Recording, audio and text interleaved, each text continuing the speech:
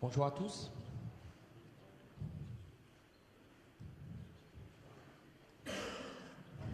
Est-ce que vous imaginez Léonard de Vinci, après avoir peint la Joconde, qui appelle un autre peintre pour lui demander comment il pourrait améliorer son tableau? Ça n'a pas de sens. La grande mode actuellement dans les équipes de dev, c'est d'organiser une relecture systématique du code par les collègues avant de pouvoir merger. Et ça pose des problèmes dont j'aimerais vous parler ce matin.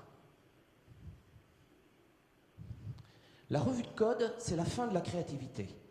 Je n'ai plus moyen d'utiliser le camel case si mes collègues utilisent le snake case. Je n'ai plus moyen d'utiliser les petites abréviations que j'aime bien pour les noms de variables.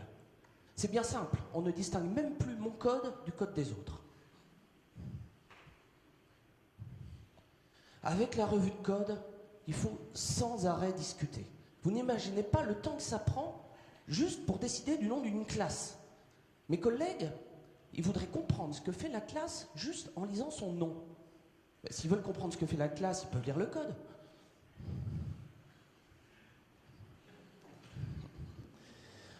Avec la revue de code, on apprend à lire le code des autres. Mais ça pose un problème, c'est que plus aucun développeur n'est indispensable. Vous savez ce qu'ils m'ont fait? Pendant mes vacances, ils ont été modifier mon code. Je veux dire, c'est comme s'il y avait un voisin qui rentrait chez vous pendant votre absence pour repeindre votre maison en rose. Je veux dire, c'est... Bon, il paraît que c'était pour corriger un bug en prod, mais c'est quand même un vrai manque de respect pour mon travail. Oh, les tests. On veut passer un code rapidement, et à ce moment-là, le collègue, t'as oublié de faire les tests unitaires. Ah oui, forcément, c'est facile pour le collègue. C'est pas lui qui va devoir se les écrire, les tests unitaires. Mais non, j'avais pas oublié d'écrire les tests unitaires, c'est juste que j'avais autre chose à faire. Et avec la revue de code, je connais des équipes où les développeurs passent autant de temps à écrire des tests qu'à écrire du code. On travaille pas chez IVA, Dieu merci. J'entends certains qui rigolent. Vous aussi, vous trouvez ça ridicule, hein, que les développeurs doivent faire du travail de testeur. Ouais, on n'est plus à l'école. Alors pourquoi notre travail doit être sans arrêt critiqué, noté? Vous savez ce qui m'est arrivé l'autre jour? J'avais écrit un super algorithme bien chiadé, j'étais fier de moi.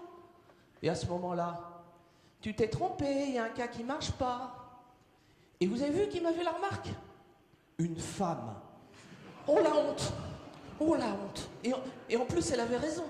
Oh, j'avais pas eu autant la honte depuis l'école primaire.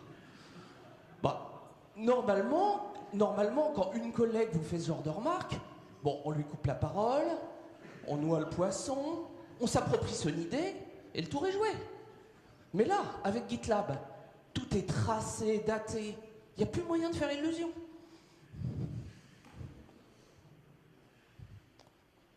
Dans notre équipe, on a un développeur senior.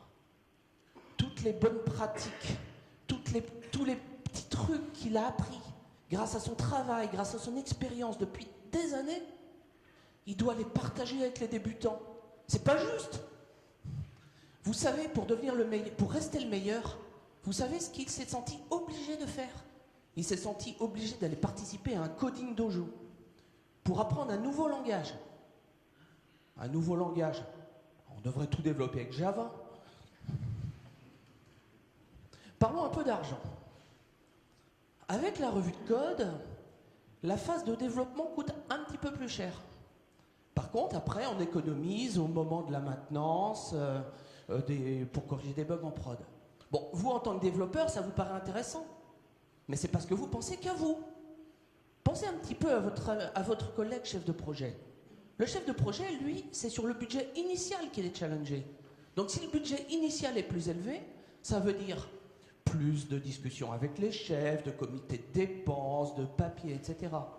Alors que, quand l'application est cassée en production, là, il n'y a pas de problème. On a tout l'argent qu'on veut, il n'y a pas besoin de discuter.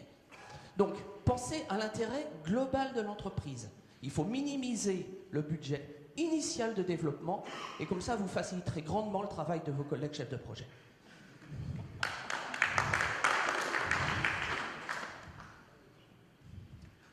À Orange, nous avons une forge logicielle Orange qui a été élaborée depuis des années pour prendre en compte les spécificités de notre entreprise. Mais à cause de la revue de code, tout le monde utilise GitLab à la place. Mais dites-moi, si on utilise les mêmes outils que Google ou Apple, comment on pourrait avoir une valeur ajoutée par rapport à eux?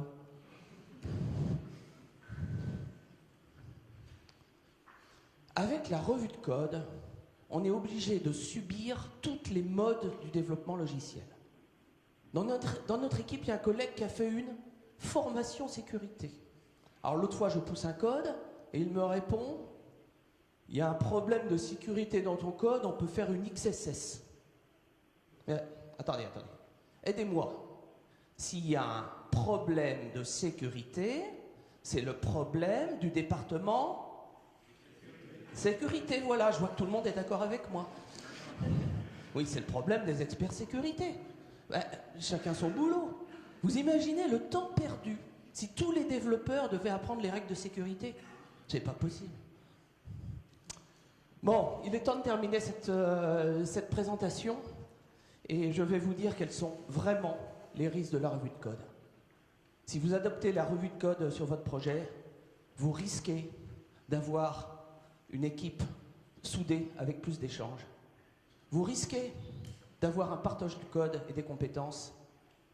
Vous risquez d'avoir un code de qualité testé avec moins de bugs. Je vous aurais bien prévenu. Merci de m'avoir écouté.